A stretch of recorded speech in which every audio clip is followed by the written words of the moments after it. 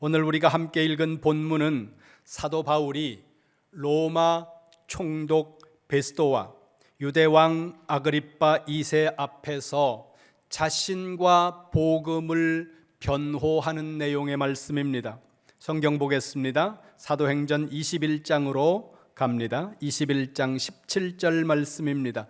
조금 앞으로 넘어가서요, 사도행전 21장 17절 말씀 함께 찾아서 읽겠습니다. 시작.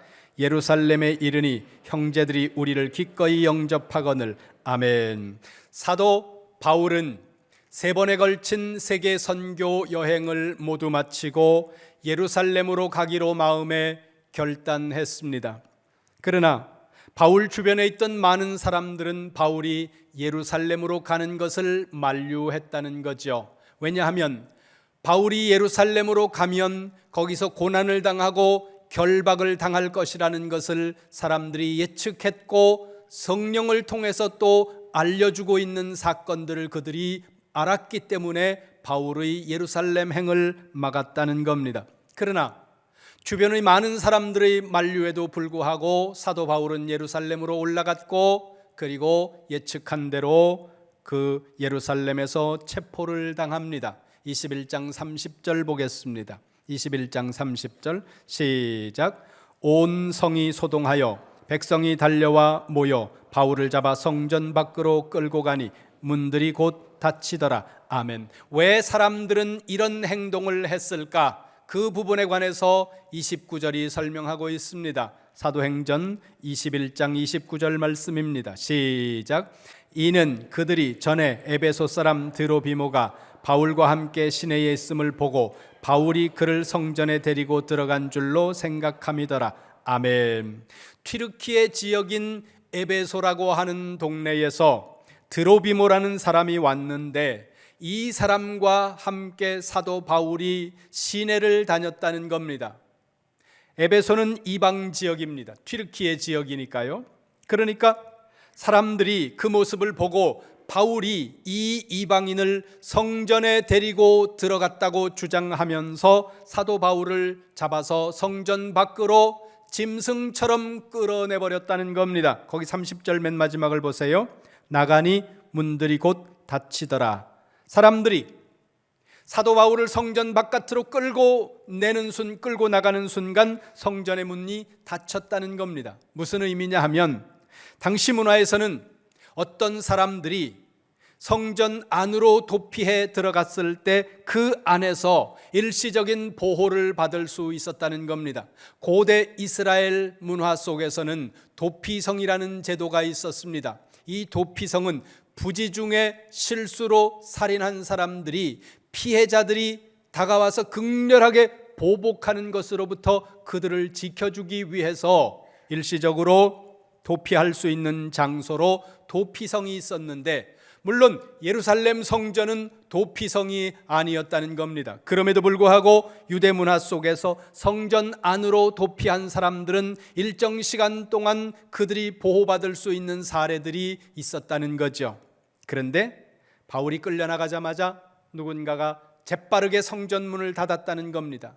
이 의미는 바울을 죽이려는 것이고 죽으라는 것입니다. 죽이겠다는 거예요. 이런 위기의 순간에 사도 바울을 지킨 것은 로마 군인들이었습니다. 사도행전 21장 31절 32절 보세요. 같이 봅니다. 시작. 그들이 그를 죽이려 할 때에 온 예루살렘이 요란하다는 소문이 군대의 천부장에게 들림에 그가 급히 군인들과 백부장들을 거느리고 달려내려가니 그들이 천부장과 군인들을 보고 바울 치기를 그치는지라. 아멘. 바울을 죽이려고 달려드는 사람들이 무차별적으로 바울을 폭행한다는 사실을 천부장이 들었다는 거예요. 로마의 천부장이 들었다는 겁니다. 군대를 거느리고 와서 폭행당하고 있는 사도 바울을 구출해냈다는 거죠.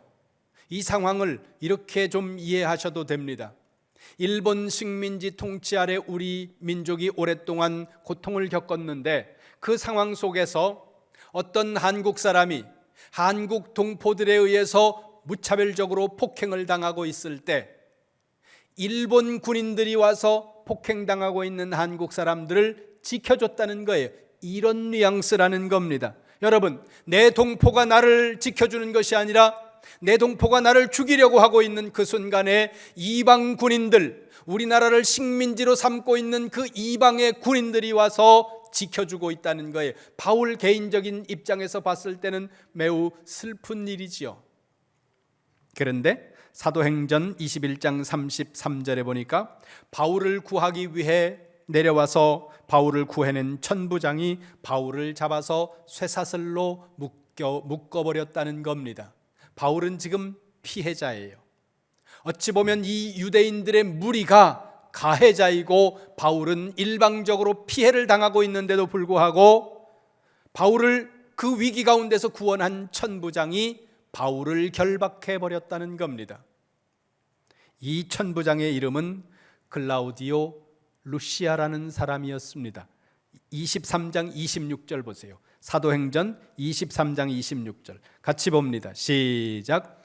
클라우디오 루시아는 총독 벨릭스 각하에게 무언한 하나이다. 아멘. 예루살렘에서 사도 바울을 구금한 천부장 루시아가 이 사건이 중대하다고 여겨져서 가이사랴에 있는 로마 총독에게 지금 이 상황에 대해서 소상하게 알리는 편지를 썼다는 겁니다. 가이사랴는 예루살렘으로부터 100km 정도 떨어져 있는 지중해 연안의 아름다운 도시였습니다. 유대 역사가 요세푸스의 기록에 의하면 이 로마 총독 벨릭스라고 하는 사람은 아주 잔인한 성품의 사람이었을 뿐만 아니라 사리사욕에 따라서 일을 사사로이 처리하는 부패한 탐관오리 같은 그런 이 관원이었다는 거예요. 24장으로 넘어가 보세요. 사도행전 24장 25절과 26절입니다.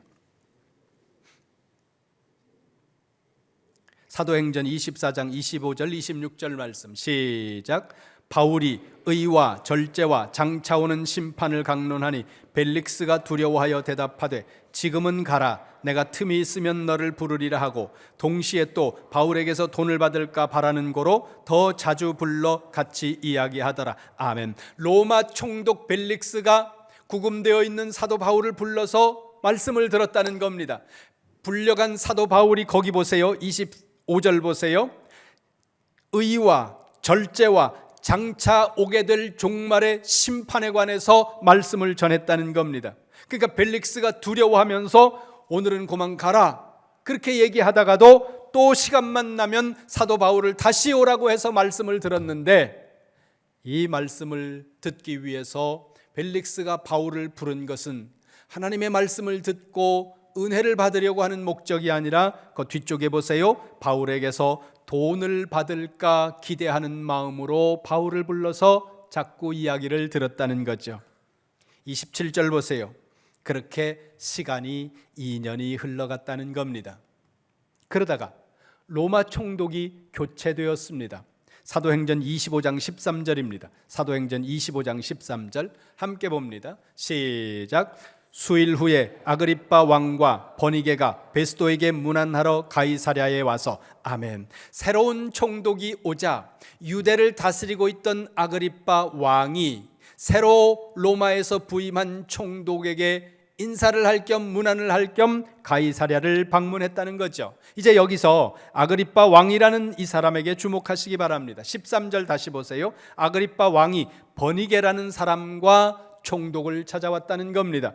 버니게라고 하는 사람은 여성입니다. 그리고 사사로이는 아그리빠 왕의 여동생이 이 버니게라는 사람이라는 거죠. 이 버니게라는 여성은 정치적인 권력 욕심이 대단히 강력한 사람이었습니다. 그래서 이 사람은 2번 결혼을 했는데 2번 다 남편을 버리고 이제 3번째 친오빠인 아그리빠에게 와서 정부 역할을 하고 있는 이런 여성이었다는 겁니다. 첫 번째 남편은 먼 친척이었습니다. 이 버니게의. 그리고 2번째 남편은 튀르키예 동부 남해안 지역에 있던 킬리기아 왕 플레몬이라고 하는 사람이었는데 이 2번의 결혼을 다 정리를 해버리고 그리고 아그리빠 2세의 정부와 같은 역할을 하면서 살고 있는 여성이었다는 거죠. 아그리빠라는 이름에 주목하라고 말씀드렸습니다. 여기 아그리빠라고 나온 이 사람은 아그리빠 2세입니다. 아그리빠 2세의 아버지는 아그리빠 1세고 이 가문은 어디에서부터 시작이 되는가 하면 헤롯 대왕에게서부터 시작이 된다는 거예요. 헤롯 대왕이라는 사람은 누구냐면 마태복음에서 예수님이 태어났을 때 예수님이 어디서 태어났는지 말 안 하고 동방 박사들이 돌아가 버리자 그 베들레헴 주변에 있던 모든 어린 아이들을 일거에 학살을 해버렸던 헤롯 왕, 그가 헤롯 대왕입니다. 이 헤롯 대왕이 낳은 아들이 헤롯 안티파스라는 아들이고 헤롯 안티파스라는 왕이 세례 요한을 목잘라 죽인 사람입니다. 그리고 그 사람의 아들이 헤롯 아그리빠 1세인데 헤롯 아그리빠 1세는 예수님의 12사도 중에 한 명이었던 사도 야고보를 목베어 죽인 사람이 이 사람입니다. 그리고 오늘 헤롯 아그리빠 2세가 이 사람이라는 거예요. 지금 사도 바울이 누구 앞에 서 있는 겁니까? 이 사람 앞에 서 있는 거예요. 이 헤롯 가문은 정통 유대인의 가문이 아닌 혼혈 유대인의 가문이었습니다. 이두메 출신, 다시 말하면 에돔 지역의 출신으로 혼혈 유대 가문으로 편입되었고 개종한 가문이었습니다. 혼혈이다 보니까 지금도 혼혈은 사람들에게 가끔 가다가 차별을 받는 경우가 있는데 2000년 당시에는 어떻겠습니까? 수많은 차별과 수많은 멸시와 무시를 당하지 않았겠습니까? 그러던 사람이 이제 BC 4세기경에 로마 황제 줄리어스 시저의 후원으로 유대 지역을 통치하는 유대의 왕으로 임명이 되었다는 겁니다. 생각해 보세요. 증조 할아버지는 유아 학살을 저지른 사람입니다. 할아버지는 세례 요한을 죽인 사람이고 아버지는 사도 야고보를 죽인 사람이에요. 오늘 그 사람 앞에 서 있는 거예요. 그 가문 앞에 서 있는 겁니다. 말 한마디에 목숨이 날아갈 수 있는 그런 상황이 지금 사도 바울이 서 있는 이 상황이라는 겁니다. 26장으로 갑니다. 26장 1절 말씀, 사도행전 26장 1절 말씀 시작. 아그리빠가 바울에게 이르되 너를 위하여 말하기를 내게 허락하노라 하니 이에 바울이 손을 들어 변명하되 아멘. 아그리빠 2세 왕이 바울에게 말했다는 거예요. 네가 할 말 있으면 해봐. 발언권을 얻었습니다. 그러자 바울이 이야기를 시작합니다. 9절입니다. 26장 9절 시작. 나도 나사렛 예수의 이름을 대적하여 많은 일을 행하여야 될 줄 스스로 생각하고 아멘. 바울은 발언권이 주어지자 지나온 자신의 이야기를 이야기합니다.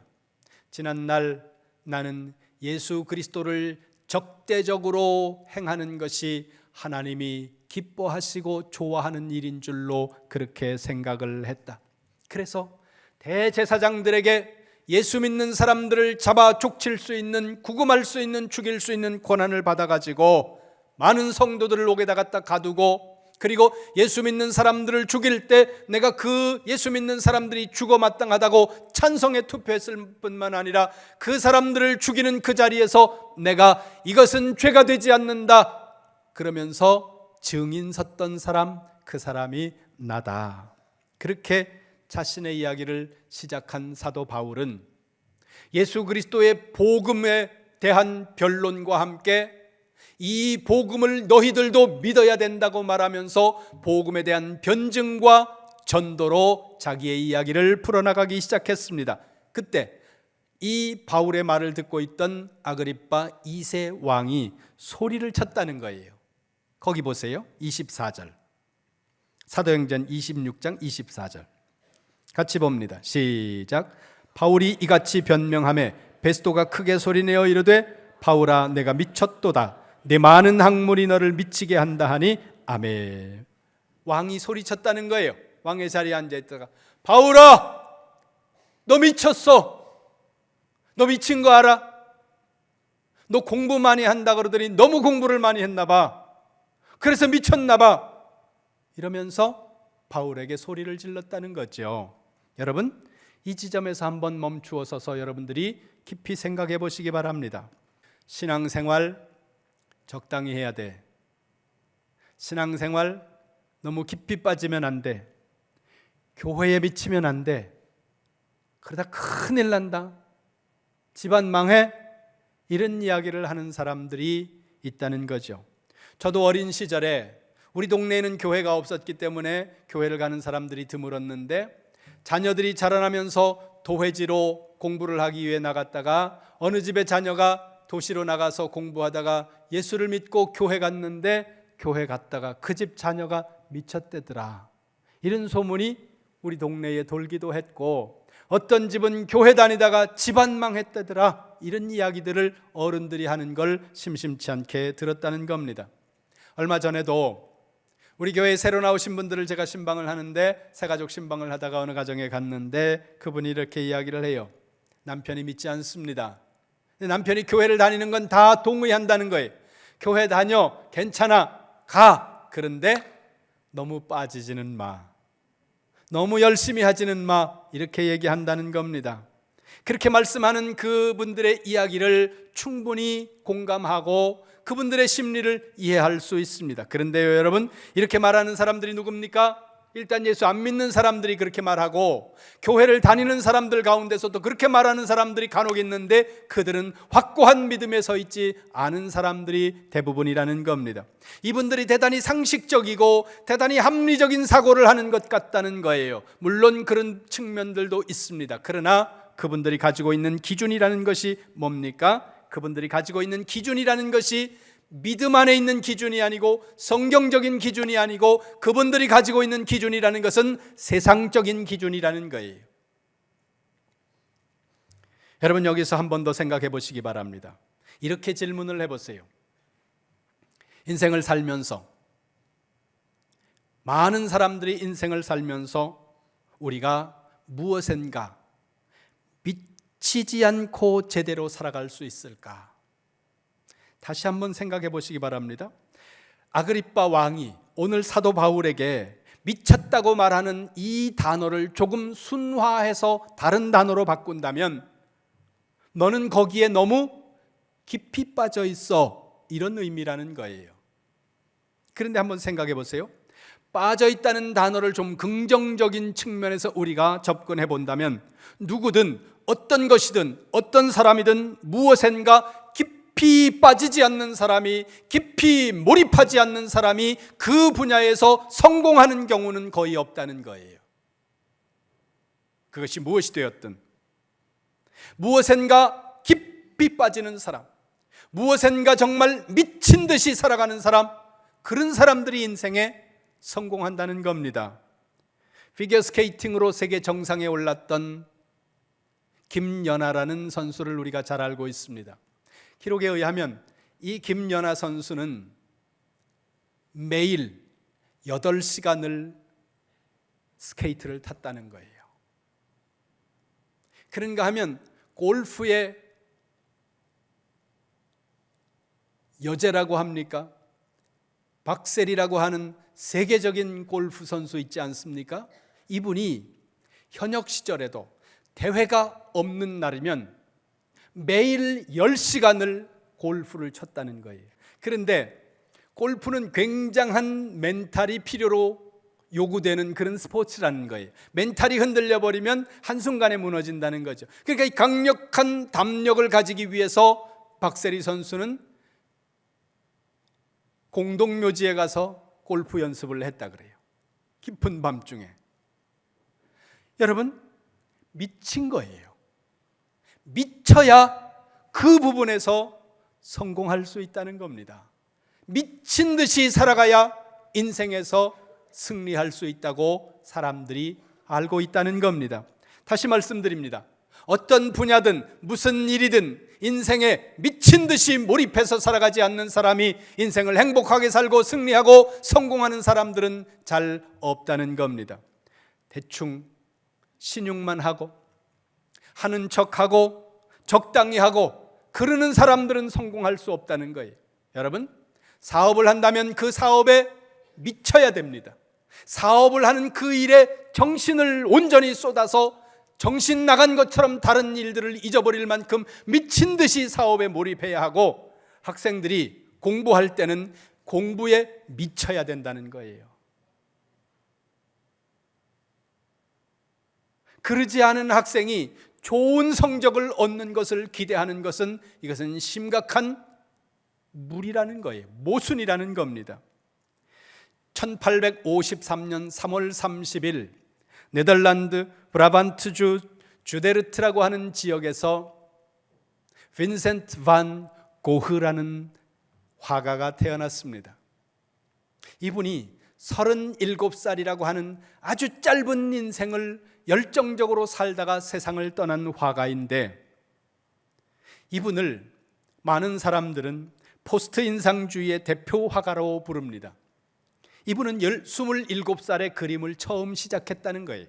그러니까 이분이 그림을 그린 시기는 10년밖에 안 됩니다.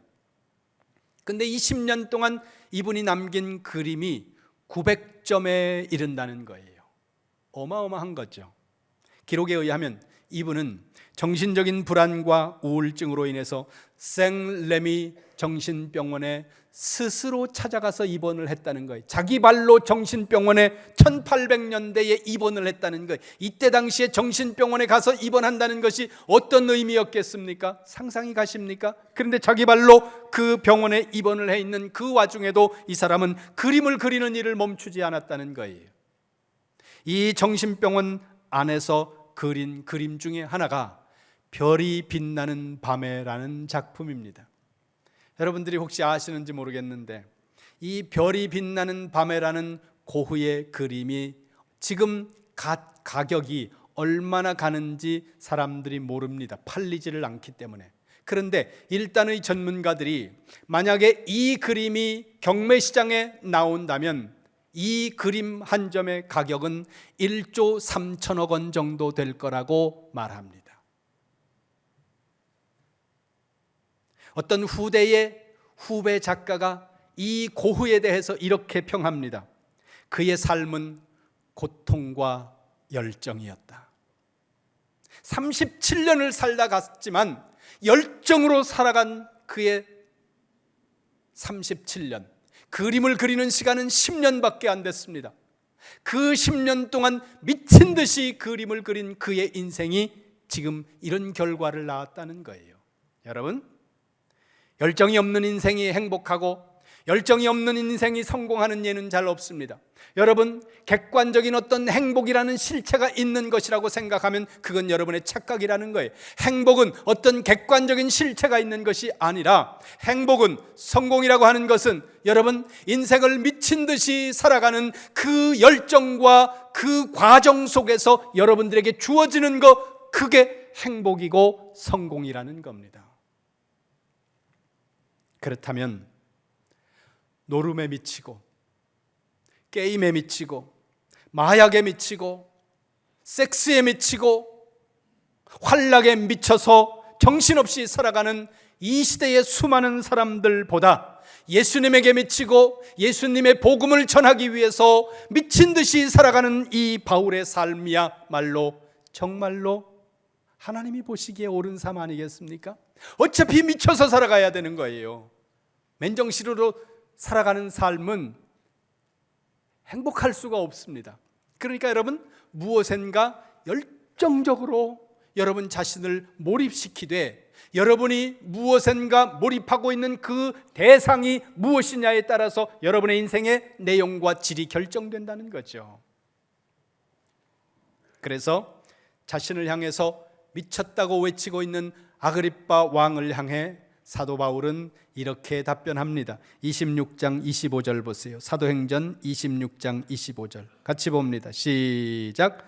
바울이 이르되 베스도가 가여 내가 미친 것이 아니요 참되고 온전한 말을 하나이다. 아멘. 당신들이 보기에는 내가 미친 것 같지만 왕이여, 나는 미친 게 아닙니다. 그러면서 29절 보세요. 29절 같이 봅니다. 시작. 바울이 이르되 말이 적으나 많으나 당신뿐만 아니라 오늘 내 말을 듣는 모든 사람도 다 이렇게 결박된 것 외에는 나와 같이 되기를 하나님께 원하나이다 하니라. 아멘. 내가 이렇게 지금 당신 앞에 묶임받아서 보승줄에 묶여서 죄인이 되어서 이 자리에 있는데, 내가 이렇게 묶여있는 이 상태, 죄인인 이 상태, 이것만 빼고는 여러분 모두가, 왕 당신까지도 나와 같은 존재가 되기를 나는 원합니다. 뭐예요? 누가 되었든 예수 믿고 구원받은 하나님의 사람이 되어서 이 복음을 위해서 달려가는 나와 같은 인생을 당신도 살기를 원합니다. 바울이 소리치고 있는 거예요. 여러분, 누가 묶여있는 사람입니까? 묶여있는 바울이 묶여있는 거예요? 아니면 묶임받지 않은 아그리빠가 묶여있는 겁니까? 전혀 묶임받지 않은 삶을 살고 지금 몸은 묶여있지만 묶임받지 않은 사람이 바울이고, 안 묶여있지만 묶여있는 사람이 왕이라는 거예요. 여러분, 사탄은 우리를 향해 이렇게 말합니다. 적당히 해. 적당히 하라니까. 적당히 하라고. 교회 적당히 다녀야 돼. 하지만 이것이 사탄의 유혹이고 여러분들을 넘어뜨리려고 하는 속삭임이라는 사실을 여러분들이 인지하게 되시기를 주님의 이름으로 축원합니다. 축원합니다. 꽃은 짙을수록 사람들이 보기에 아름답습니다. 낙엽마저도 피 흘리듯이 붉은 모습일 때 사람들의 눈길을 받는다는 거예요. 특히 신앙적 적당주의는 하나님께서 심각하게 경계하고 있는 것임을 여러분들이 아셔야 된다는 겁니다. 요한계시록으로 가보겠습니다. 요한계시록 3장입니다. 신약성경 맨 마지막 요한계시록 3장 14절 말씀입니다. 요한계시록 3장 14절 같이 봅니다. 시작. 라오디게아 교회의 사자에게 편지하라. 아멘이시오 충성되고 참된 증인이시오 하나님의 창조의 근본이신 이가 이르시되 아멘. 반복해 드린 말씀대로 라오디게아라고 하는 이 지역은 에게해 연안에 있는 에베소로부터 동쪽의 중부 내륙으로 약 200km 정도를 가면 나오는 데니즐리라고 하는 지역입니다. 1세기 당시에 이 라오디게아라고 하는 지역은 상업과 금융과 무역의 중심지였습니다. 따라서 이곳에는 엄청난 돈이 몰리는 곳이죠. 라오디게아 교회 지역 사람들은 부유했습니다. 교회도 풍요로웠다는 거예요. 풍요로운 도시, 여유 있는 삶, 그러다 보니 이들이 빠진 함정이 있었다는 거예요. 그게 뭐예요? 신앙적 적당주의라는 겁니다. 적당히 쾌락을 즐기면서, 적당히 세상적이면서, 적당히 예수를 믿는 것 같은 행동을 하는 삶을 살아오는 사람들, 라오디게아 교회 사람들이었다는 겁니다. 그 라오디게아 교회 성도들을 향해서 하나님이 말씀하시는 겁니다. 뭐라고 말씀하세요? 15절 보세요. 15절 같이 봅니다. 시작. 내가 내 행위를 나누니 내가 차지도 아니하고 뜨겁지도 아니하도다. 내가 차든지 뜨겁든지 하기를 원하노라. 아멘. 라오디게아 교회 너희들은 차지도 않고 뜨겁지도 않아. 뭐예요? 어중간하다는 거예요. 우리나라 사람들도 이거 비슷한 말씀 있죠? 옛날 어른들이 쓰는 말 뭐예요? 술에 술 탄 듯 물에 물 탄 듯. 그냥 그런 거예요. 탔는지 안 탔는지도 모르고 그냥 그런 거예요. 적당한 거예요.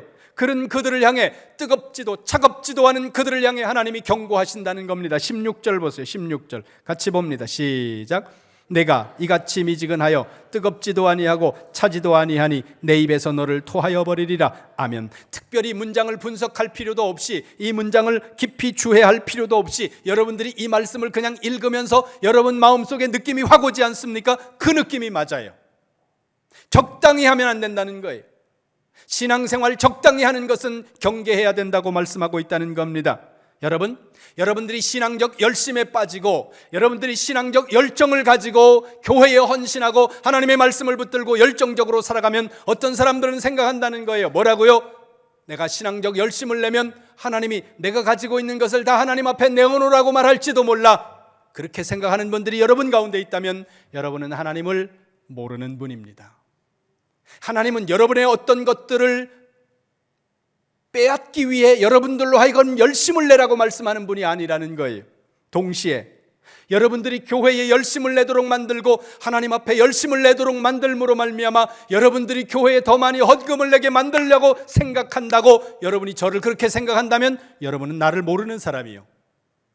근데 그런 목사가 아니에요.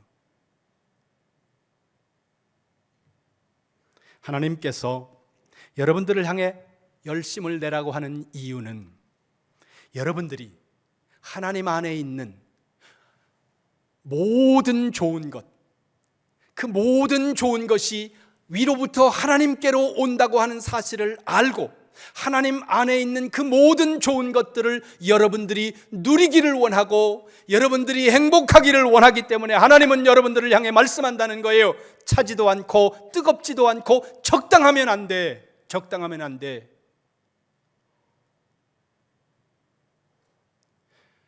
자녀를 기르는 부모님들, 우리 자녀들은 이해를 못할 거예요.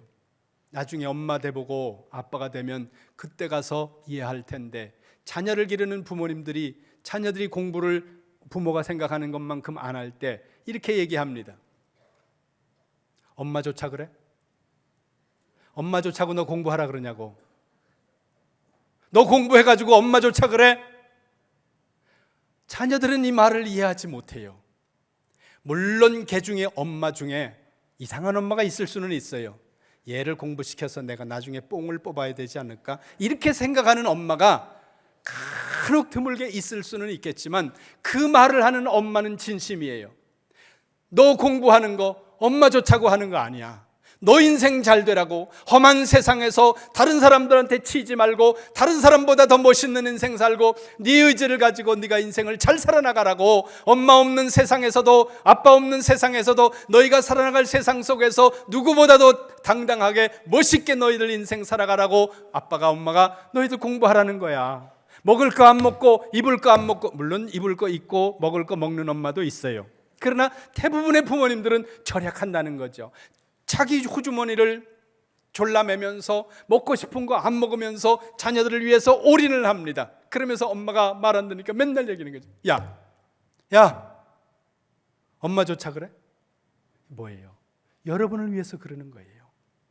하나님이 하나님을 향하여 열정을 가지라는 것, 신앙적 열심을 내라는 것, 하나님의 말씀은 하나님 좋자고 하는 것이 아니라 여러분이 가지고 있는 어떤 것들을 하나님 앞에 내어놓으라고 하는 말씀이 아니라 여러분들이 하나님 안에 있는 모든 좋은 것을 누리기를 원하는 하나님의 간절함과 사랑이라는 것, 여러분이 기억할 수 있기를 주님의 이름으로 정말 축원합니다. 사도 바울은 복음 전파를 위하여 광인이라는 소리를 들으면서 인생을 불사르고 있습니다. 복음을 위하여 묶임을 받고, 복음을 위하여 죄인이 되고, 복음을 위하여 미치광이가 되고 있습니다. 여러분, 안도현이라는 시인이 너에게 묻는다, 이런 제목의 시를 썼는데 그 앞에 짧은 첫 마디가 이렇게 시작합니다. 연탄재 함부로 발로 차지 마라. 너는 누군가에게 한 번이라도 뜨거운 적이 있었느냐? 오늘 이 시간 여러분 돌아보시기 바랍니다. 신앙생활을 여기까지 하면서, 이만큼 신앙생활을 해오면서 정말 여러분들은 하나님 앞에서 한번 뜨거운 적이 있었습니까? 미친 듯이 하나님 앞에 열정을 가지고 신앙에 불살랐던 적이 여러분 있습니까? 하나님 앞에 갔을 때 한 번쯤은 우리가 말씀할 수 있는 게 있어야 되지 않겠습니까? 오늘 사도 바울은 말합니다. 내가 미쳤어도 하나님을 위하여 미쳤고, 온전해도 너희를 위하여 온전하다. 여러분, 무엇에 몰입하면서 살아갑니까? 무엇에 미친 듯이 살아가고 있습니까? 하나님을 위하여, 복음을 전하는 일을 위하여 여러분의 일생에 한 번쯤은 미친 듯이 살아볼 수 있기를 주님의 이름으로 축원합니다.